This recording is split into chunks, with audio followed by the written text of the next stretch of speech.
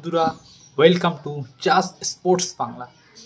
আশা করি তোমরা সবাই ভালো আছো, আমিও ভালো আছি। আজ যে দুটো বড় আইপিএল ফ্র্যাঞ্চাইজকে নিয়ে টু জেড আপডেট দেব, যে এই দুটো বড় ফ্র্যাঞ্চাইজ অর্থাৎ মুম্বাই ইন্ডিয়ান্স আর হায়দ্রাবাদ, অর্থাৎ কাবিয়া মারানের যে টিম হায়দ্রাবাদ আর আকাশ আম্বানির মুম্বাই ইন্ডিয়ান্স, এই দুটো টিমকে নিয়ে টু জেড ইনফরমেশান দেবো। অর্থাৎ মুম্বাই ইন্ডিয়ান্সকে নিয়ে কিন্তু এবার কিন্তু প্রচুর তাদের ভিতরে কিন্তু কি কোন প্লেয়ারকে তারা রিটেন করবে, কোন প্লেয়ারকে রিলিজ করবে, এই নিয়ে কিন্তু তাদের মধ্যে কিন্তু যে এখন থেকেই কিন্তু প্ল্যান কিন্তু তারা কিন্তু শুরু করে দিয়েছে। তাদের মধ্যে কিন্তু প্রচুর কন্ট্রোভার্সি হচ্ছে, কারণ তার মুম্বাই ইন্ডিয়ান্সে যে বড় বড় প্লেয়ারগুলো আছে, সেই সব প্লেয়ার কোন প্লেয়ারকে তারা রিটেন করবে, কোন প্লেয়ার মেগা অকশনে ছেড়ে রিলিজ করে তার উপরে আরটিএম কার্ড ইউজ করবে, মেবি কোন প্লেয়ার অন্য কোনো টিমের সঙ্গে অ্যাজ ক্যাপ্টেন হিসেবে যেতে চায়, সেগুলো নিয়ে ফুল ইনফরমেশান দেবে। প্রচুর আপডেট আসে মুম্বাই ইন্ডিয়ান্সকে নিয়ে, সেটা আপডেট দেবো টু জেড মুম্বাই ইন্ডিয়ান্সে। তারপরে মুম্বাই ইন্ডিয়ান্সের টার্গেট প্লেয়ার আলোচনা করবো, যে কোন প্লেয়ার মুম্বাই ইন্ডিয়ান্স মেবি তারা আইপিএল যে 2025 যে মেগা অকশনটা হবে, সেই মেগা অকশনে তারা কোন প্লেয়ারের উপরে তারা বিট করতে চলেছে, অল আউট বিট করবে মুম্বাই ইন্ডিয়ান্স। ঠিক আছে, যে 2025-এ মুম্বাই ইন্ডিয়ান্সের নিউজ 11টি স্কোয়াড হবে, সেই তার মধ্যে এক্স্যাক্টলি কোন কোন প্লেয়ার আসতে পারে সেটা নিয়ে আলোচনা করব।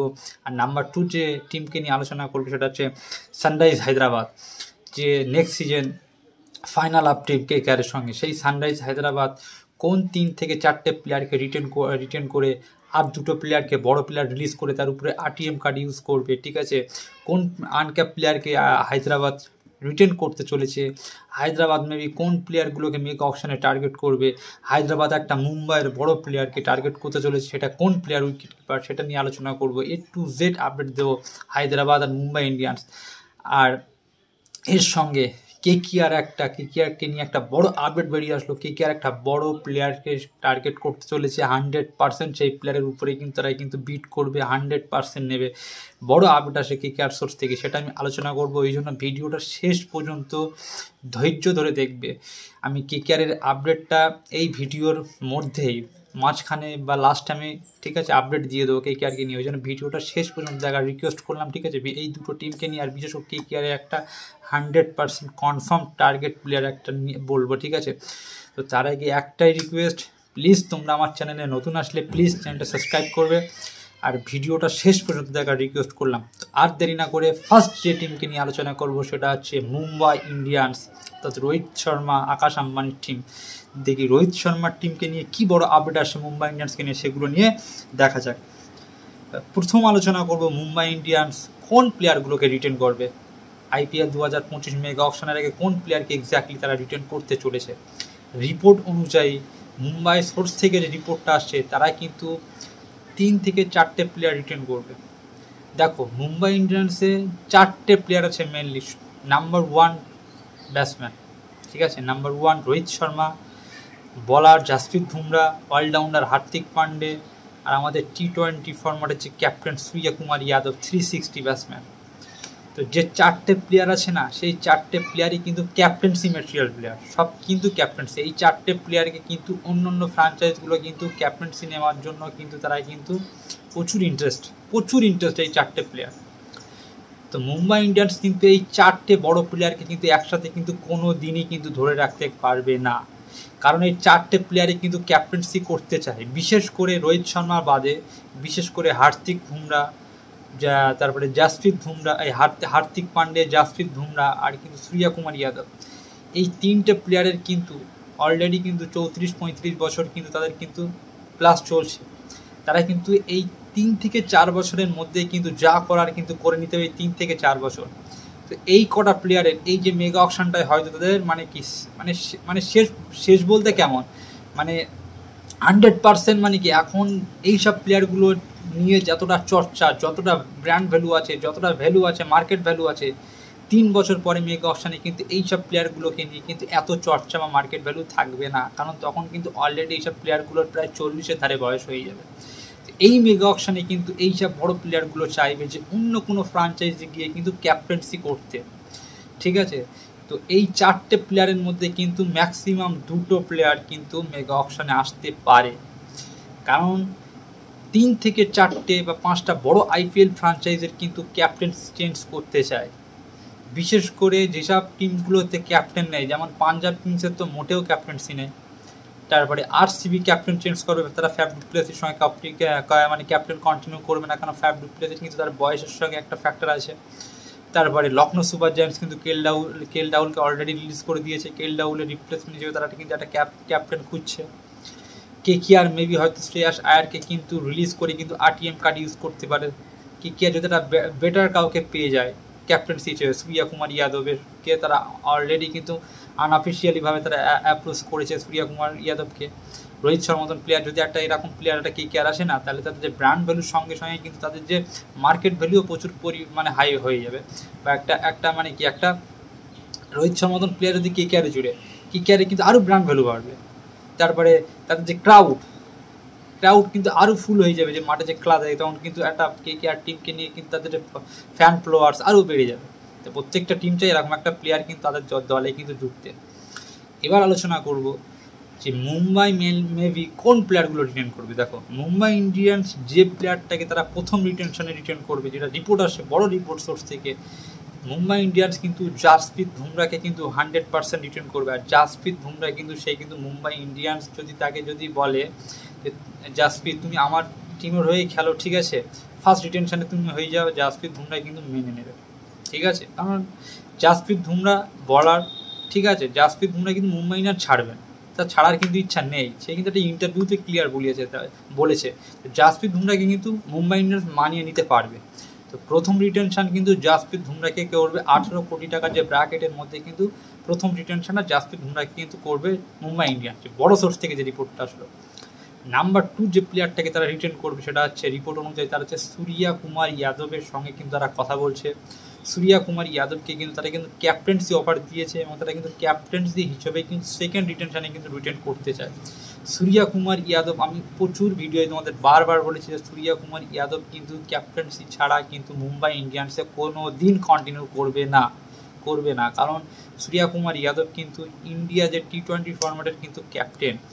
যে প্লেয়ার একটা ইন্টারন্যাশনাল ক্রিকেটের ক্যাপ্টেন্সি হয়, সে কোনো না কোনো ফ্র্যাঞ্চাইজ তাকে সে কিন্তু ক্যাপ্টেন্সি করতে যাবে, তা না হলে কিন্তু তার কেরিয়ারের কিন্তু প্রবলেম হয়, বারবার এটা বলছি, ঠিক আছে।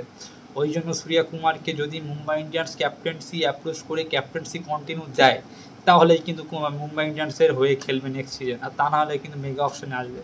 মেগা অকশনে সূর্যা কুমার আসলে কিন্তু সূর্যা কুমারের ডিমান্ড কিন্তু প্রচুর হাই হয়ে যাবে।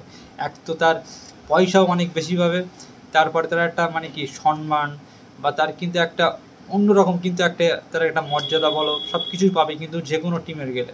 পাঞ্জাবে যেতে পারে, কেকেআর তার জন্য নেওয়ার জন্য ইন্টারেস্ট। লখনৌ সুপার জায়ান্টস কিন্তু 25 কোটি টাকা লখনৌ সুপার জায়ান্টস কিন্তু আলাদা করে পাস রেখে দিয়েছে একটা বড় প্লেয়ারকে টার্গেট করার জন্য। অ্যাজ পার রিপোর্ট যেটা রোহিত শর্মা হতে পারে, সেটা সূর্যা কুমার যাদব হতে পারে, ঠিক আছে। বড় একটা ভালো প্লেয়ার পেলেই কিন্তু তারা কিন্তু তার পিছনে কিন্তু অল আউট বিট করবে 25 কোটি টাকা।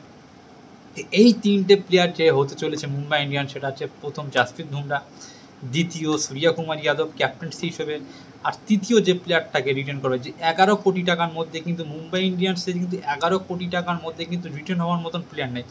আমি হার্দিক পান্ডে, রোহিত শর্মা তো ছেড়েই দিলাম, ঈশান কিষানকে 11 কোটি টাকায় রিটার্ন হবে বলো? যে ঈশান কিষানকে নেক্সট সিজন মানে 2022 যে মেগা অকশনটা হয়েছিল, সেই মেগা অকশনে কিন্তু মুম্বাই ইন্ডিয়ান্স থেকে অল আউট বিট করে কিন্তু 16 কোটি টাকায় কিনেছিল।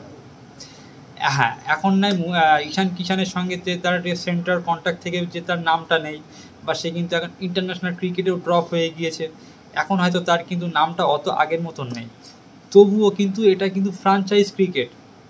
ঈশান কিষানের মতন wicket keeper batsman, opener batsman প্রত্যেকটা ফ্র্যাঞ্চাইজের দরকার।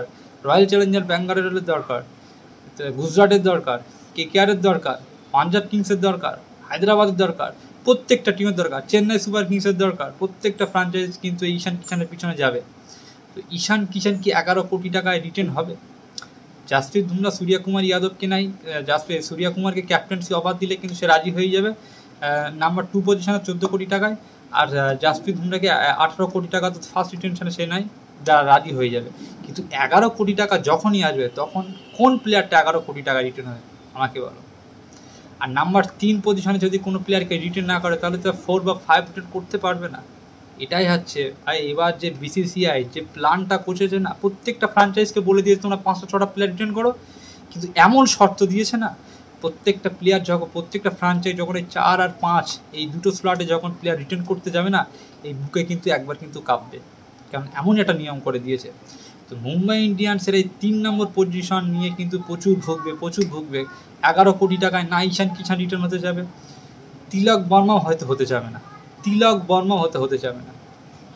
এটা তোমরা মাথায় রেখো। হয়তো তিলক বর্মা হয়তো রাজি হতে পারে যদি হার্দিক পান্ডে যদি না খেলে, হার্দিক পান্ডেকে যদি রিলিজ করে, তাহলেই কিন্তু তিলক বর্মা কিন্তু মুম্বাই ইন্ডিয়ান্সে থাকবে। আর যদি রোহিত শর্মা যদি থাকে, সূর্যকুমার যাদবকে ক্যাপ্টেন দিলে কিন্তু তিলক বর্মা থাকবে, 11 কোটি টাকায় থাকবে।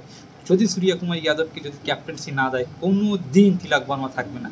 তিলক বর্মার সঙ্গে হার্দিক পান্ডের নেক্সট সিজন কন্ট্রোভার্সি হয়েছিল, তো ওই জন্য কিন্তু ক্লিয়ার কাট হার্দিক পান্ডেকে যদি রিলিজ করে দেয় মুম্বাই ইন্ডিয়ান্স, তাহলেই কিন্তু এইসব বড় প্লেয়ারগুলোকে থাকবে, জাসপ্রীত বুমরা থাকবে, সূর্যকুমার যাদব থাকবে, তিলক বর্মা থাকবে, ঠিক আছে? এটা মাথায় আনতে হবে। ঈশান কিষান, হার্দিক পান্ডে রিলিজ করলে ঈশান কিষান থাকবে না। ঈশান কিষানের সঙ্গে হার্দিক পান্ডেটার অন্যরকম বন্ড সম্পর্ক আছে, ঠিক আছে? তো যে 3টে প্লেয়ার তারা রিটার্ন করতে চলেছে, যেটা রিপোর্ট অনুযায়ী আমি তোমাদের এক্সাম্পল বোঝালাম, ঠিক আছে? ওই জন্য একটু সময় নিলাম, হয়তো অনেকে বুঝতে পারো না। A to Z কিন্তু আমি কিন্তু ব্যাখ্যা করে বোঝাই, A to Z, ঠিক আছে? তো এই 3টে প্লেয়ারকে রিটার্ন করবে, সেটা হচ্ছে জাসপ্রীত বুমরা নাম্বার 1 18 কোটি টাকার ব্র্যাকেটে, নাম্বার 2 হচ্ছে সূর্যকুমার যাদব ক্যাপ্টেন্স হিসেবে 14 কোটি টাকা স্লটে, নাম্বার 3 হচ্ছে তিলক বর্মা। যদি সূর্যকুমারকে রিটার্ন করবে বলেই কিন্তু তিলক বর্মা থাকবে। এই 3টে প্লেয়ার কিন্তু 100% রিটার্ন করবে। আর যদি মুম্বাই ইন্ডিয়ান্স নাম্বার 4 পজিশন অর্থাৎ 18 কোটি টাকার ব্র্যাকেটে যদি কাউকে রিটার্ন করতে চায়, সেটা কিন্তু রোহিত শর্মা হতে পারে। রোহিত শর্মাকে যদি সূর্যকুমার যাদবের আন্ডারে যদি রোহিত শর্মার ক্যাপ্টেন্সি খেলতে হয়, তাও কিন্তু রোহিত শর্মা খেলবে। কেন? কারণ রোহিত শর্মাকে কিন্তু তার কিন্তু প্রুভ করা কিন্তু অলরেডি হয়ে গিয়েছে। সে 5 বার কিন্তু যে মুম্বাই ইন্ডিয়ান্সকে চ্যাম্পিয়ন করেছে, T20 world cup winning captain, তার কিন্তু আর কোনো কিছু প্রমাণ করার কিন্তু বাকি নেই। সে কিন্তু অলরেডি প্রুভ ক্যাপ্টেন। তো ওই জন্য সে চাই আমি যে আর 2 বছর খেলবো IPL, কোনো না কোনো একটা ইয়াং প্লেয়ার সূর্যকুমার যাদব তৈরি হোক। আমি চলে গেলে তো একটা প্লেয়ার মুম্বাই ইন্ডিয়ান্সের ক্যাপ্টেন্সি দরকার। তো সূর্যকুমার যাদবকে সে তো গাইড করতে পারবে। আর সূর্যকুমার যাদব একটা ইন্টারভিউতে বলেছে যে আমি কিন্তু রোহিত ভাইয়ের কাছ থেকে অনেক কিছু শিখেছি ক্যাপ্টেন্সি, ঠিক আছে? তারিফ করেছে। তো ওই জন্য সূর্যকুমার যাদব যদি থাকে, তাহলে রোহিত শর্মা থাকবে, জাসপ্রীত বুমরা থাকবে, তিলক বর্মা থাকবে, ঠিক আছে? হার্দিক পান্ডেকে নিয়ে কিন্তু 99% কিন্তু হার্দিক পান্ডে কিন্তু রিলিজ হতে চলেছে। 100% হার্দিক পান্ডে থাকবে না। হার্দিক পান্ডে থাকলে দুটো বড় প্লেয়ার কিন্তু সবাই তাহলে ক্লিয়ার বুঝতে পারলে মুম্বাই ইন্ডিয়ান্স এই 3টে প্লেয়ার ক্যাপ প্লেয়ার ইন্ডিয়ান প্লেয়ারকে রিটেন করবে। Number 1 Jasprit Bumrah, number 2 Suryakumar captain হিসেবে, নাম্বার 3 তিলক বর্মা, আর নাম্বার 4 যে প্লেয়ারটাকে তারা রিটেন করবে সেটা হচ্ছে 18 কোটি টাকার ব্র্যাকেট, সেটা হচ্ছে রিপোর্ট অনুযায়ী রোহিত শর্মাকে তারা রিটার্ন করতে পারে, ঠিক আছে? এইবার মুম্বাই ইন্ডিয়ান্স যে একটা আনক্যাপ প্লেয়ার রিটার্ন করবে, ম্যাক্সিমাম একটা আনক্যাপ প্লেয়ারকে রিটার্ন করতে হবে। তো আনক্যাপ প্লেয়ার কাকে রিটার্ন করতে পারে? দেখো, মুম্বাই ইন্ডিয়ান্সের 2টো প্লেয়ার আছে, নেহাল বাদেরা, আর একটা প্লেয়ার আছে সেটা হচ্ছে আকাশ মাডওয়াল। এই 2টো প্লেয়ারের মধ্যে একটা প্লেয়ারকে কিন্তু মুম্বাই ইন্ডিয়ান্স আনক্যাপ প্লেয়ার, অর্থাৎ সে কিন্তু এখনও কিন্তু ইন্ডিয়ার হয়ে ডেবিউ করিনি, অর্থাৎ ইন্টারন্যাশনাল ক্রিকেটে যেসব প্লেয়ারগুলো খেলে না তাদেরকে বলা হয় আনক্যাপ প্লেয়ার। তো এই আকাশ মাডওয়াল আর কিন্তু এই নেহাল বাদেরা, এই 2টো প্লেয়ারের মধ্যে একটা প্লেয়ারকে আনক্যাপ প্লেয়ার হিসেবে তারা রিটার্ন করতে পারে, অর্থাৎ 4 কোটি টাকার মধ্যে, ঠিক আছে? ক্লিয়ার? এবার আলোচনা করব যে রোহিত শর্মাকে নিয়ে RCBতে খুব একটা ট্রেন্ডিং চলছে, একটা রিউমার নিউজ চলছে যে Rohit Sharma maybe next season হয়তো RCBতে আসতে পারে। দেখো, আমিও চাই রোহিত শর্মা যদি মুম্বাই ইন্ডিয়ান্স ক্যাপ্টেন্সি না দেয়, তাহলে কোনো ফ্র্যাঞ্চাইজে গিয়েছে ক্যাপ্টেন্সি করুক। এটা কিন্তু স্টার স্পোর্টসে একটা ইন্টারভিউতে মোহাম্মদ কাইফও কিন্তু কিছুদিন আগে 2 থেকে 3 দিন আগে কিন্তু সেও ক্লিয়ার বলেছে যে মেবি মুম্বাই ইন্ডিয়ান্স যদি তাকে ক্যাপ্টেন্সি না দেয়, তাহলে অন্য কোনো IPL ফ্র্যাঞ্চাইজি সে কিন্তু ক্যাপ্টেন্সি করা দরকার। সবাই কিন্তু রোহিত শর্মাকে অ্যাজ ক্যাপ্টেন হিসেবে দেখতে চায়। রোহিত শর্মার ক্যাপ্টেন্সিতে প্রচুর অভিজ্ঞতা, প্রচুর ব্রেন। MS ধোনির পরে কিন্তু ক্যাপ্টেন্সিতে যা রেকর্ড আছে সেটা হচ্ছে রোহিত শর্মা। সে কিন্তু 5 বার IPL জিতিয়েছে, international T20 world cup winning captain. আর কি দরকার তার? সে কিন্তু প্রুভ হয়ে গিয়েছে। তো সবাই চাই সে কোনো না কোনো ফ্র্যাঞ্চাইজি এসে কিন্তু ক্যাপ্টেন্সি করুক, ঠিক আছে? রোহিত শর্মা কিন্তু আসতেও পারে মেগা অকশনে, আসতেও পারে, কারণ রোহিত শর্মার পিছনে প্রচুর টিম লেগে আছে, প্রচুর টিম। আর রোহিত শর্মা কিন্তু ক্যাপ্টেন্সি করানোর জন্যই কিন্তু প্রচুর টিম বড় অফার করতে চলেছে। আরসিবিকে নিয়ে যে ট্রেন্ডিংটা চলছে যে আরসিবিতে হয়তো আসতে পারে রোহিত শর্মা, আসতে পারে, বাট আরসিবি কিন্তু রোহিত শর্মার পিছনে বেশি টাকা খরচ করতে পারবে না। সবচেয়ে বেশি যে দুটো টিম পাগলের মতন ছুটবে সেটা হচ্ছে লখনৌ সুপার জায়ান্টস আর দিল্লি ক্যাপিটালস। অলরেডি কিন্তু লখনৌ সুপার জায়ান্টস 25 থেকে 26 কোটি টাকা আলাদা করে পার্স কিন্তু রেখে দিয়েছে, ঠিক আছে। তো রোহিত শর্মা আর কোনো ফ্র্যাঞ্চাইজ কোনো দিনই চাইবে না যে বিরাট কোহলি আর রোহিত শর্মা এই দুটো প্লেয়ার, এই দুটো বড় ব্র্যান্ড একই দলে খেলুক, কোনো ফ্র্যাঞ্চাইজ চাইবে না, কোনো ফ্র্যাঞ্চাইজ থেকে নিতে দেবে না, ঠিক আছে। তো এটাই বড় আপডেট ছিল। তো এইটা কিন্তু রিউমার, পুরো ফেক নিউজ, ঠিক আছে। কারণ এই মেগা অকশন আর নভেম্বরের মিডিলে, অর্থাৎ আর 1 মাসের মধ্যে মানে রিটেনশনের লিস্ট জমা দিতে, এর মধ্যে কিন্তু প্রচুর নিউজ ছড়াবে। কিছুদিন পরে দেখবে বলে বিরাট কোহলি আরসিবি, দিল্লি ক্যাপিটালসে, হয়তো বলে রাসেল চেন্নাই সুপার, এরকম নিয়ে ভিউজ নেওয়ার জন্য প্রচুর আপডেট দেবে, ঠিক আছে, রিউমার ছড়াবে, ঠিক আছে। তো সঠিক চ্যানেলে ওই জন্য সঠিক ভিডিও দেখার তোমাদের কাছে আমার একটাই রিকোয়েস্ট, ঠিক আছে। এইসব ফেক নিউজ থেকে দূরে থাকবে, ঠিক আছে। যেটুকু জানবে, ঠিক আছে, সেটুকু সঠিক জ্ঞান অর্জন করবে যে এই প্লেয়ারটা এই টিমে যেতে পারে, এর পিছনে কারণ থাকতে পারে, এর পিছনে কোনো কিছু কারণ থাকতে পারে, ঠিক আছে। আমি যদি এখন বলি বিরাট কোহলি দিল্লি ক্যাপিটালসে আসবে, এটা কিন্তু লজিক কোনো দিন আসবে না। আর ব্যাঙ্গালোর কোনো দিন ছাড়বে বিরাট কোহলিকে, এগুলো বুঝতে হবে, ঠিক আছে। তো এই কটা এই মুম্বাই ইন্ডিয়ান্স তাহলে এই প্লেয়ারগুলো রিটার্ন করবে। আর মুম্বাই ইন্ডিয়ান্স যে একটা আরটিএম কার্ড ইউজ করবে যে প্লেয়ারটার উপরে, তারা কিন্তু অলরেডি 4টে প্লেয়ার রিটার্ন করছে আর একটা আনক্যাপ প্লেয়ার। আর যে প্লেয়ার আর একটা বাকি থাকবে সেটা আরটিএম কার্ড ইউজ করবে, সেটা হচ্ছে টিম ডেভিড।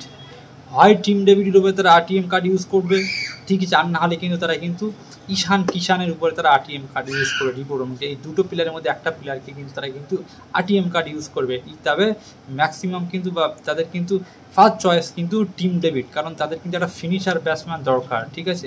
কারণ ক্যারন প্লট কিন্তু সে কিন্তু তাদের যে ব্যাটিং কোচ, ঠিক আছে। তো ওই জন্য কিন্তু টিম ডেভিডের উপরে কিন্তু তারা অনেক দিন ইনভেস্ট করেছে, আর তারা কিন্তু টার্গেট করবে আরটিএম কার্ড ইউজ করবে কিন্তু টিম ডেভিডের উপরে।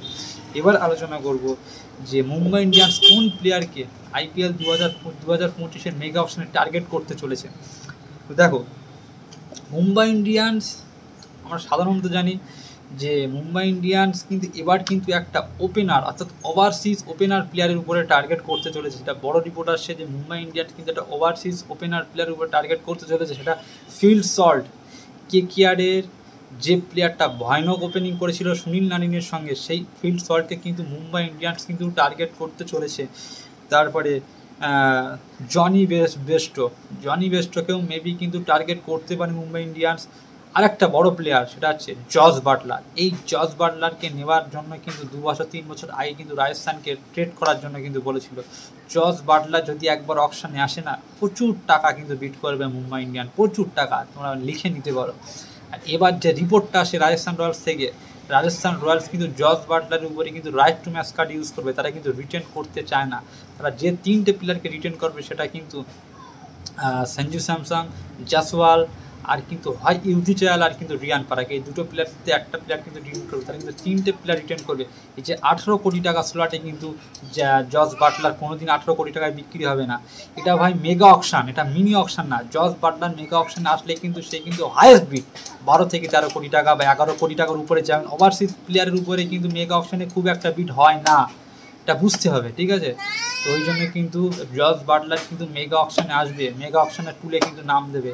আর মেগা অকশনে আসলে কিন্তু মুম্বাই ইন্ডিয়ান্স কিন্তু জস বাটলারের উপরে টার্গেট করবে। জনি বেস্টো তো বললাম, তারপর আরেকটা যে প্লেয়ারটা যেটা এক্স প্লেয়ার ছিল কুইন্টন ডিকক, যে কুইন্টন ডিককে 2022 সালে কিন্তু মেগা অকশনে কিন্তু রিলিজ করেছিল, সেই কুইন্টন ডিককের পিছনে কিন্তু মুম্বাই ইন্ডিয়ান্স যেতে পারে। রিপোর্ট অনুযায়ী তারা কিন্তু ওভারসিজ ওপেনার উইকেট কিপার প্লেয়ারের পিছনে যাবে, ঠিক আছে। কারণ রোহিত শর্মাকে তারা যদি রিটেন করে তাহলে কিন্তু রোহিত শর্মার সঙ্গে কিন্তু এরকম একটা ওভারসিজ প্লেয়ারের কম্বিনেশন তারা তৈরি করতে চায়, ঠিক আছে। আর যদি ঈশান কিষানকে তারা যদি রিলিজ করে তাহলে তো তাদের একটা দরকার ভালো প্লেয়ার। এবার আলোচনা করবো যে মুম্বাই ইন্ডিয়ান্স কিন্তু একটা মিডল অর্ডার ভালো ব্যাটসম্যান কিন্তু দরকার। কারণ দেখো, যদি এই সূর্যা কুমারকে যদি না থাকে, এক্সাম্পল যদি না থাকে, তাহলে কিন্তু তাদেরকে এমনি থেকে সূর্যা কুমারের রিপ্লেসমেন্ট হিসেবে তো কাউকে না কাউকে দরকার। কারণ এবার কিন্তু মেগা অকশন 3 থেকে 4-5টা প্লেয়ার ধরে রাখবে। তো মিডল অর্ডার প্লেয়ার হিসেবে কাকে টার্গেট করতে চায় মুম্বাই ইন্ডিয়ান্স? বরাবরই কিন্তু নীতিশ রানাকে নেক্সট সিজনও দেখেছি নীতিশ রানার উপরে কিন্তু তারা কিন্তু বিট করেছিল, এবারেও কিন্তু নীতিশ রানা কিন্তু টার্গেট করবে, কারণ নীতিশ রানা কিন্তু মুম্বাই ইন্ডিয়ান্সের হয়ে প্রথম বছরে খেলেছিল। মুম্বাই ইন্ডিয়ান্স কিন্তু নীতিশ রানাকে কিন্তু কেকেআর রিলিজ করবে 100%, আর নীতিশ রানার পিছনে কিন্তু মুম্বাই ইন্ডিয়ান্স 100% যাবে ধুরব জুড়েল। এই ধুরব জুড়েলের উপরেও কিন্তু মুম্বাই ইন্ডিয়ান্সের নজর আছে। মুম্বাই ইন্ডিয়ান্সের ম্যানেজমেন্ট কিন্তু ধুরব জুড়েলকেও কিন্তু টার্গেট করতে চলেছে, কারণ মুম্বাই ইন্ডিয়ান্স কিন্তু এরকম ইয়াং প্লেয়ারের উপরে বেশিরভাগ কিন্তু ইনভেস্ট করে।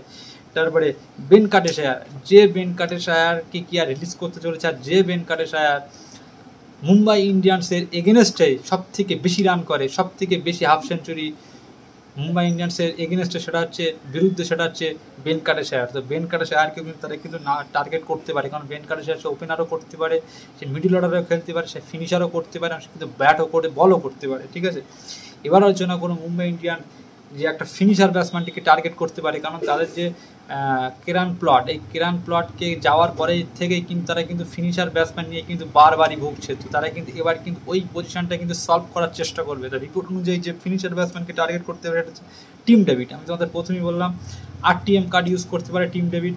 তারপরে টিম ডেভিডকে যদি না পায় তাহলে কিন্তু তারা রবমান পয়েল, এই ওয়েস্ট ইন্ডিজ তারকা রবমান পয়েলকেও কিন্তু তারা কিন্তু টার্গেট করবে, কারণ রবমান পয়েল কিন্তু সে কিন্তু 5-6 নম্বর পজিশনে কিন্তু এসে কিন্তু বড় বড় ম্যাচ ফিনিশ করতে পারে। তার কিন্তু প্রচুর অভিজ্ঞতা আছে, প্রচুর IPL ম্যাচ খেলেছে, বাইরে বাইরে অনেক ফ্র্যাঞ্চাইজির হয়ে লিগ খেলেছে।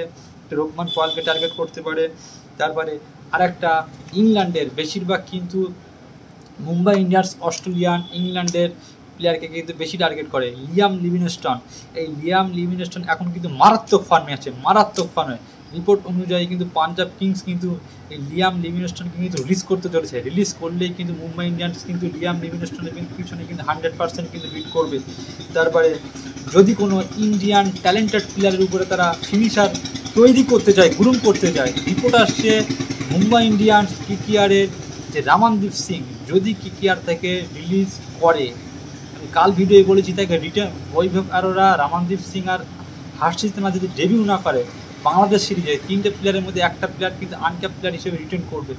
যদি রামানদীপ সিং যদি রিলিজ হয় তাহলে রামানদীপ সিংয়ের পিছনে কিন্তু অল আউট বিট করবে কিন্তু মুম্বাই ইন্ডিয়ান্স। আমি বলে দিচ্ছি মিলিয়ে নিও, কারণ রামানদীপ সিং কিন্তু প্রথম বছরে কিন্তু মুম্বাইয়ের হয়েই কিন্তু খেলেছিল। মুম্বাই কিন্তু রিলিজ করলে কিন্তু কেকেআর তাকে কেনে নেক্সট সিজনে।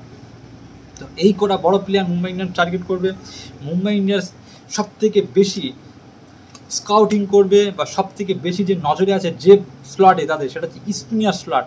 মুম্বাই ইন্ডিয়ান্স কিন্তু এবার কিন্তু একটা স্পিনার ভালো ট্যালেন্টেড প্লেয়ারের উপরে কিন্তু তাদের কিন্তু টার্গেট আছে। রিপোর্ট আসছে যে কেকেআর যদি বরুণ চক্রবর্তীকে যদি একবার রিলিজ করে, কারণ কেকেআর তারা কিন্তু রাসেল, নারিন আর রিঙ্কু সিং এই 3টে প্লেয়ারকে তারা রিটেন করে 2টো প্লেয়ারের উপরে তারা right two match card use করবে। সেটা বরুণ চক্রবর্তী হতে পারে, সেটা শ্রেয়াস আয়ার হতে পারে। তারা ক্যাপ্টেনকেও কিন্তু মেগা অপশনে ছেড়ে দেবে, দিয়ে কিন্তু RTM কার্ড ইউজ করবে শ্রেয়াস আয়ারকে। তো বরুণ চক্রবর্তী যদি রিলিজ হয়, যে RTM কার্ড ইউজ করা পরের ব্যাপার, টার্গেট তো করতে পারে, তারপর RTM কার্ড ইউজ করবে। কেকেআর যদি বরুণ চক্রবর্তীকে যদি রিলিজ করে তাহলে কিন্তু 100% কিন্তু মুম্বাই ইন্ডিয়ান্সের র্যাডারে আছে কিন্তু এই বরুণ চক্রবর্তীর। অলরেডি কিন্তু বাংলাদেশের T20 সিরিজে কিন্তু সে কিন্তু ডেবিউ করতে চলেছে 6 তারিখে। 6 তারিখেই কিন্তু বরুণ চক্রবর্তী, রিপোর্ট আসে 6 তারিখের ম্যাচে কিন্তু বরুণ চক্রবর্তী খেলবে। ঠিক আছে, তো বরুণ চক্রবর্তীকে কিন্তু অ্যাজ পার রিপোর্ট কিন্তু মুম্বাই ইন্ডিয়ান্স টার্গেট করতে চলেছে। রাহুল চাহারকে কিন্তু পাঞ্জাব কিংস রিলিজ করলে রাহুল চাহারকেও তারা ইনভেস্ট করতে পারে। ঠিক আছে, ইউজি চাহাল যদি একবার, বা একটা খুব মাস্টার প্ল্যান, যদি একবার রাজস্থান রয়্যাল ইউজি চাহালকে যদি রিলিজ করে, ও একবার করে, মানে কি বলবো, যতক্ষণ মুম্বাই ইন্ডিয়ান্সের দম আছে তত সময় বিট করবে। কারণ এই ইউজি চাহালকে কিন্তু নিতে কিন্তু একবার মানে RCBর সঙ্গে কিন্তু তার ট্রেড করবে বলে এরকম একটা শোনা গিয়েছিল। আর রাজস্থান রয়্যাল যদি একবার কোনো ভি কারণে যদি এই ইউজি চাহালকে রিলিজ করে না, তো রিপোর্ট আসছে তারা কিন্তু রিয়ান পারাককে 3য় নম্বরে রিটেন করতে পারে। যদি ইউজি চাহালকে রিলিজ করে তাহলে কিন্তু প্রচুর টাকা বিট করবে এই ইউজি চাহালের পিছনে, কিন্তু পাগলের মতন সব থেকে বেশি টাকা কিন্তু বিট করতে পারে তারা কিন্তু স্পিনার স্লটে, এটা রিপোর্ট আসছে।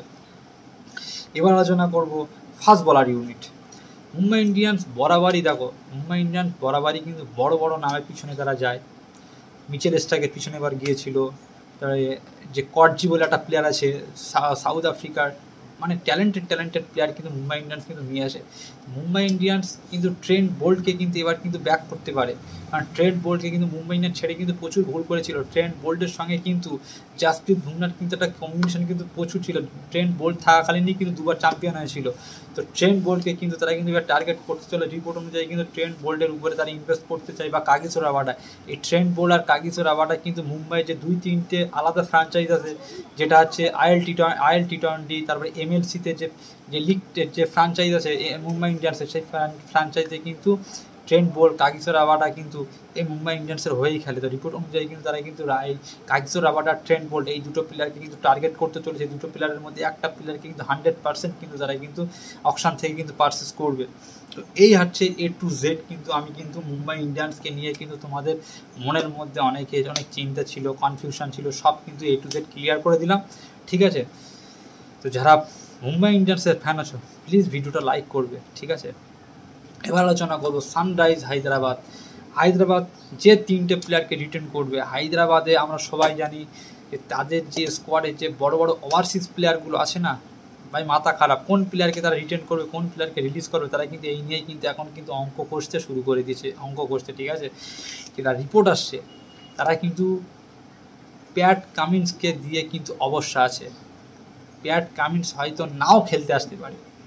আর এবার কিন্তু ভাই যে বিসিসিআই যে রুলটা কিন্তু অ্যাপ্লাই করেছে না ফরেন প্লেয়ারদের জন্য, যদি কোনো প্লেয়ার ইচ্ছাকৃতভাবে এই মেগা অকশনে নাম না দেয়, তাহলে কিন্তু 2 বছর আইপিএলে নাম দিতে পারবে, সে আবার নেক্সট মেগা অকশনে নাম দিতে পারবে। বুঝতে পারছো? নাম এবার দিতেই হবে। প্যাট কামিন্সকে, মিচেল স্টার্ককে ভাই বাধ্যক্রমে নাম দিতে হবে, খেলতেও হবে, কিচ্ছু করার নেই। নাহলে 2 থেকে 3 বছর কিন্তু খেলতে আসতে পারবে না, বসেই থাকতে হবে, ঠিক আছে। তো রিপোর্ট আসছে যে প্যাট কামিন্সকে কিন্তু তারা কিন্তু প্রথম রিটেনশানে কিন্তু রিটেন করতে চলেছে। কারণ প্যাট কামিন্স কিন্তু তাদের যে প্রথম বছরে ক্যাপ্টেন্সি আন্ডারেই কিন্তু প্যাট কামিন্স কিন্তু ফাইনাল আপ করিয়েছিল। তো রিপোর্ট অনুযায়ী তারা কিন্তু প্যাট কামিন্সকে ফার্স্ট রিটেনশানে রিটেন করবে। নাম্বার 3 যে প্লেয়ারটাকে তারা রিটেন করবে সেটা হচ্ছে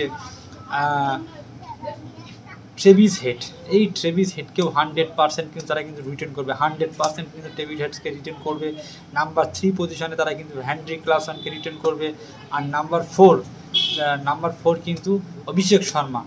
এই অভিষেক শর্মাকে নিয়ে কিন্তু আমি একদিন আগে বলেছিলাম, যদি অভিষেক শর্মাকে 11 কোটি টাকা স্লটে যদি তাকে কিন্তু রিটার্ন করে হায়দ্রাবাদ, তাহলে কিন্তু কোনোদিন হায়দ্রাবাদ কিন্তু অভিষেক শর্মাকে কিন্তু রাখতে পারবে না। কারণ হায়দ্রাবাদ কিন্তু অভিষেক শর্মার ডিমান্ড কিন্তু এখন প্রচুর হাই। তার কিন্তু চর্চা কিন্তু এখন প্রত্যেকটা টিমের মধ্যে হচ্ছে, প্রত্যেকটা টিমের মধ্যে কিন্তু অভিষেক শর্মাকে নেওয়ার জন্য ইন্টারেস্টিং আছে। প্রত্যেকটা ফ্র্যাঞ্চাইজ কিন্তু নিতে চায়, কারণ অভিষেক শর্মা কিন্তু ইউবার ট্যালেন্টেড প্লেয়ার। সে কিন্তু এখন ইয়াং, ও তার কিন্তু ফিউচারে কিন্তু সে কিন্তু প্রচুর বড় ক্রিকেটার তৈরি হবে, ঠিক আছে। তো এই অভিষেক শর্মাকে যদি তারা 18 কোটি টাকা অর্থাৎ 4 পজিশনে রিটেনশানে না দেয়, তাহলে কিন্তু রিটার্ন করবে না, রিলিজ হবে সে। এই 4টে প্লেয়ার কিন্তু হায়দ্রাবাদ কনফার্ম রিটার্ন করবে। এক, প্যাট কামিন্স তাদের ক্যাপ্টেন কন্টিনিউ করবে। নাম্বার 2 হচ্ছে ট্রেভিস হেড 14 কোটি টাকার ব্র্যাকেটে। নাম্বার 3 আছে হেনরি ক্লাসন 11 কোটি টাকার পজিশনে। আর নাম্বার 4 আছে অভিষেক শর্মা। আর যে প্লেয়ারের উপরে তারা আনক্যাপ প্লেয়ার রিটার্ন করতে যায় সেটা আছে নীতিশ রেড্ডি। যদি নীতিশ রেড্ডি এই বাংলাদেশ টি20 সিরিজে ডেবিউ না করে, তাহলে কিন্তু চোখ বন্ধ করে কিন্তু সানরাইজ হায়দ্রাবাদ কিন্তু তাই কিন্তু রিটেন করবে, ঠিক আছে। আর তা নাহলে কিন্তু তাদের যে স্কোয়াডে যে প্লেয়ারটা আছে, যে কি এটা মায়াঙ্ক মারকান্ডে না বলে একটা স্পিনার বলা যায় মায়াঙ্ক মারকান্ডে, এই মায়াঙ্ক মারকান্ডেকে যদি নীতিশ রেড্ডিকে রিটেন না করতে পারে, তাহলে কিন্তু মায়াঙ্ক মারকান্ডে কিন্তু আনকাপ প্লেয়ার হিসেবে কিন্তু রিটেন হয়ে যাবে, ঠিক আছে। এই তারপরে আরেকটা যে রিপোর্ট আছে, তারা কোন প্লেয়ারকে right two match card use করবে অকশনে, যে একটা প্লেয়ারের উপরে তারা 8 কার্ড ইউজ করবে, সেটা হচ্ছে যে প্লেয়ারটা সেটা হচ্ছে রাহুল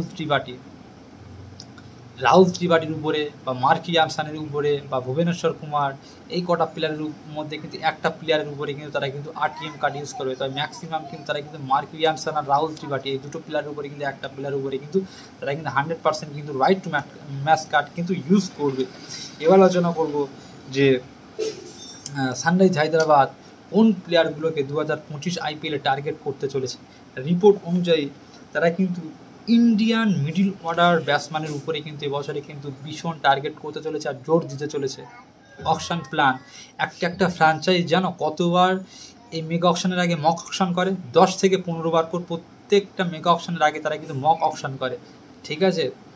তো এটা বুঝতে হবে মানে একটা প্লেয়ারের উপরে বিট করতে হবে কতদূর বিট করলে একটা ফাইনাল টিম বিল্ড করতে পারো। প্রত্যেকটা ফ্র্যাঞ্চাইজি 10 থেকে 15 বার কিন্তু মক অকশন করে।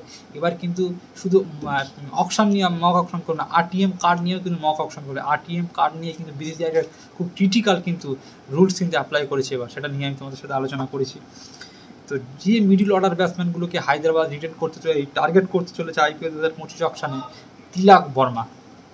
হ্যাঁ বন্ধুরা, তিলক বর্মাকে যদি বাই চান্স যদি ঈশান কিষান যদি 11 কোটি টাকায় রিটেন হয়, যদি বলা তো যায় না, হতেও পারে, তাহলে কিন্তু তিলক বর্মাকে যদি মেগা অকশনে আসতে হয়, তাহলে কিন্তু এই হায়দ্রাবাদ কিন্তু তিলক বর্মার উপরে কিন্তু পাগলের মতন ছুটবে, পাগলের মতন। তারপরে নেহাল বাদেরা, যে নেহাল বাদেরিকা যদি আনক্যাপ প্লেয়ার হিসেবে যদি নেহাল বাদেরিকা যদি রিটেন না করে, যদি আকাশ মাডওয়াল বা পিয়ুষ চাওলাকে যদি রিটেন করে, পিয়ুষ চাওলা আনক্যাপ প্লেয়ার্সে রিটেন হতে পারে, কারণ পিয়ুষ চাওলায় কিন্তু ইন্টারন্যাশনাল ক্রিকেট থেকে অবসর নিয়েছে কিন্তু 2012 সালে। 5 বছর কিন্তু ইন্টারন্যাশনাল ক্রিকেট না খেললে কিন্তু সে কিন্তু আনক্যাপ প্লেয়ারে 4 কোটিটা রিটেন হবে। যদি একবার নেহাল বাদেরা যদি অকশনে আসে, তাহলে কিন্তু এই হায়দ্রাবাদ কিন্তু নেহাল বাদেরার উপরে কিন্তু টার্গেট করবে। নীতিশ রানা, কেকেআর 100% রিলিজ করবে। এই দুটো প্লেয়ারকে যদি তারা না পায়, তাহলে নীতিশ রানার উপরে কিন্তু তারা কিন্তু 100% কিন্তু অল আউট বিট করবে, যে রিপোর্ট আসছে। এবার আলোচনা করব সানরাইজ হায়দ্রাবাদ কিন্তু এবার কিন্তু একটা উইকেট কিপার ইন্ডিয়ান ব্যাটসম্যানের উপরে কিন্তু তারা টার্গেট করবে, কারণ তারা কিন্তু হ্যান্ডি ক্লাসনকে ওভারসিজ হিসেবে রিটেন করবে। তারা কিন্তু একটা ইন্ডিয়ান উইকেট কিপার ব্যাটসম্যানকে টার্গেট করতে পারে, সেটা হচ্ছে ওপেনার ব্যাটসম্যান বা ফিনিশার হতে পারে। যেমন প্রথম যে নামটা হচ্ছে সেটা হচ্ছে ঈশান কিষান, যে ঈশান কিষানকে 2022 সালে সানরাইজ হায়দ্রাবাদ 14-15 কোটি টাকা পর্যন্ত বিট করেছিল। লাস্টে মুম্বাই ইন্ডিয়ান্স ফাইনাল বিট করে, কিন্তু হায়দ্রাবাদও কিন্তু 14 থেকে 15 কোটি টাকা পর্যন্ত কিন্তু বিট করেছিল কিন্তু সানরাইজ হায়দ্রাবাদ। তো সানরাইজ হায়দ্রাবাদ কিন্তু এবছরেও কিন্তু ঈশান কিষানের উপরে কিন্তু বিট করবে ইন্ডিয়ান উইকেট কিপার ব্যাটসম্যান হিসেবে। ফিনিশার যদি নিতে চায়, তাহলে জিতেশ শর্মার উপরে যেতে পারে। জিতেশ শর্মাকে কিন্তু পাঞ্জাব কিংস রিলিজ করবে। তারপরে কেএল রাহুল, এই একটা বড় ইন্টারেস্টিং নাম। কেন আমাকে অনেকে প্রশ্ন করতে পারো, যারা হয়তো Lucknow super giants KL Rahul কেন রিলিজ করবে, রিলিজ করে দিয়েছে অলরেডি। সোর্স থেকে যে রিপোর্টটা আসে, ঠিক আছে, মানতে হবে এটা। দেখো, কেএল রাহুলের সঙ্গে এলএসজির যে ওনার সঞ্জীব গোয়েঙ্কার, তার মধ্যে কিন্তু নেক্সট সিজন আইপিএল চলাকালীন মাঠের মধ্যে প্রচুর কন্ট্রোভার্সি হয়েছিল। এবারেও কিন্তু যখন জাহির খানকে মেন্টর অ্যানাউন্স করেছিল, তখন তাকে যে মিডিয়ারা তাকে অনেক প্রশ্ন করেছিল, তাকে এটাও জিজ্ঞেস করে যে কেএল রাহুলকে কি তোমরা কি ধরে রাখতে চাও বা রিটেন করতে চাও ক্যাপ্টেন্সি। তখন কিন্তু যে তাদের ওনার সঞ্জীব গোয়েঙ্কার ক্লিয়ার আনসার যায়, আগের রিটেনশনের রুলসটা আগে আসুক, তারপর ভেবেচিন্তে দেখবো। ভাই, মানুষ পাগল না, কোনোদিন কোনো ক্যাপ্টেন একটাও যদি রিটেন করতে হয়, তাকে রিটেন করবে, সে ক্যাপ্টেন্সি কই। তোমার যদি এরকম কাউকে বলা হয় যে রোহিত শর্মাকে, যদি মুম্বাই ইন্ডিয়ান্স থেকে রোহিত শর্মাকে বলা হয় যে তোমাদের একটা প্লেয়ার রিটেন করবে, সেটা কোন প্লেয়ার, চোখ বন্ধ করে কিন্তু রোহিত শর্মাকেই বলবে মুম্বাই ইন্ডিয়ান্স। এখন বলবে, যদি ওয়ার্ল্ড কাপ না জিততো সেবারটা জাসপ্রীত বুমরাহকে বলতো হয়তো, একটা প্লেয়ার বললে কিন্তু রোহিত শর্মা। আরসিবিকে যদি জিজ্ঞাসা করা হয় তোমাদের যে তোমরা কোন প্লেয়ারকে রিটেন করে চোখ বন্ধ করে 6 মাস আগেও যদি জিজ্ঞেস করে, তাও বলে কিন্তু বিরাট কোহলি। পাগল না মানুষ? তো সে কিন্তু বললো যে রিটেনশনের রুলস আসলে তারপরে আমরা আলোচনা করবো। তার মানে বুঝতে পারছো, কেএল রাহুলকে কিন্তু 100% কিন্তু লখনৌ সুপার জায়ান্টস রিলিজ করে দিয়েছে। তারা কিন্তু একটা এই রোহিত শর্মা সূর্যা কুমারের পিছনে কিন্তু যেতে চায়। আর এই দুটো প্লেয়ার না পেলে কিন্তু নিকলেস পুরানকে কিন্তু ক্যাপ্টেন্সি করবে। নিকলেস পুরানকে কিন্তু 18 কোটি টাকা রিটেনশনে করতে চলেছে, মিলিয়ন জিও। তো as per report, KL Rahul যদি অকশনে আসে, হায়দ্রাবাদ কিন্তু টার্গেট করতে পারে, যদি প্যাট কামিন্স যদি অকশনে নাম না দেয়, বলা যায় না অস্ট্রেলিয়ান প্লেয়ার, তাহলে কিন্তু এই কেএল রাহুলের উপরে তারা ইনভেস্ট করে কিন্তু কেএল রাহুল ক্যাপ্টেন্সিও দিতে পারে, ঠিক আছে। কেএল রাহুলের পিছনে কিন্তু টার্গেট করবে হায়দ্রাবাদ, যারা রিপোর্ট আসছে। এবার আলোচনা করবো স্পিনার স্লট। হায়দ্রাবাদ স্পিনার পজিশনে কোন প্লেয়ারকে টার্গেট করতে পারে। দেখো, হায়দ্রাবাদ বরাবরই কিন্তু ওভারসিজ স্পিনার প্লেয়ারের উপরেই কিন্তু ইনভেস্ট করে। অনিন্দু হাসারাঙ্গাকে কিন্তু আবার কিন্তু তারা বাইব্যাক করতে পারে। অ্যাডাম জাম্পাকে কিন্তু তারা টার্গেট করতে পারে। তাবরেজ শামসি, যে সাউথ আফ্রিকার প্লেয়ার, তাকে টার্গেট করতে পারে। কেশব মহারাজকে তারা টার্গেট করতে পারে। যদি কোনো ইন্ডিয়ান প্লেয়ারের উপরে তারা ইনভেস্ট করতে যায়, সেটা রাহুল চার হতে পারে। সেটা যদি কে আর সুয়েশ শর্মাকে রিলিজ করে, সুয়েশ শর্মা হতে পারে, ঠিক আছে। প্রচুর প্লেয়ার অপশানে পেয়ে যাবে। এবার আলোচনা করবো ফাস্ট বলার। হায়দ্রাবাদ কোন ফাস্ট বলারকে টার্গেট করবে। দেখো, হায়দ্রাবাদ কিন্তু যে বেশিরভাগই আমরা দেখেছি, হায়দ্রাবাদ কিন্তু বড় বড় নামের পিছনে কিন্তু ফাস্ট বলারে যায় না, ঠিক আছে। কারণ অলরেডি কিন্তু তাদের স্কোয়াডে যে ইন্ডিয়ান বোলারগুলো আছে না, বড় বড় প্লেয়ার, হায়দ্রাবাদ কিন্তু মার্কো ইয়ানসনকে কিন্তু বাইব্যাক করবে, আরটিএম কার্ড ইউজ করবে। যদি মার্কো ইয়ানসনকে না পায় তাহলে কিন্তু হায়দ্রাবাদ কিন্তু একটা বড় ইন্ডিয়ান ফাস্ট বলারের পিছনে কিন্তু যাবে, কারণ প্যাট কামিন্সকে তারা রিটার্ন করছে, একটা ইন্ডিয়ান প্লেয়ার উপরে যাবে। রিপোর্ট অনুযায়ী যদি পাঞ্জাব কিংস আর্শদীপ সিংকে যদি রিলিজ করে, রিপোর্ট অনুযায়ী পাঞ্জাব কিংসই একমাত্র টিম হবে তারা দুটো আনক্যাপ প্লেয়ারকে রিটেন করে প্রত্যেকটা প্লেয়ারকে রিলিজ করবে। রিপোর্ট অনুযায়ী যদি আর্শদীপ সিংকে 18 কোটি টাকার ব্র্যাকেটে রিটেন না করে পাঞ্জাব কিংস, তাহলে কোনোদিনই পাঞ্জাব কিংসের হয়ে খেলবে না। সে ডিজার্ভ করে, 18 কোটি টাকা আর্শদীপ সিং ডিজার্ভ করে, সেই T20 world cup winning player, সে তো ডিজার্ভ করবেই না। তো যদি একবার অকশনে আসে, হায়দ্রাবাদ কিন্তু পাগলের মতন কিন্তু এই আর্শদীপ সিংয়ের উপরে 16, 17, 18 কোটি টাকা কিন্তু বিট করবেই। আর 16, 17 কোটি টাকার উপরে ভাই মেগা অকশনে তার বিট যাবেই না, 14, 15, 16। রিপোর্ট আসছে মোহাম্মদ শামিকেও টার্গেট করতে পারে, কিন্তু কেকেআর না।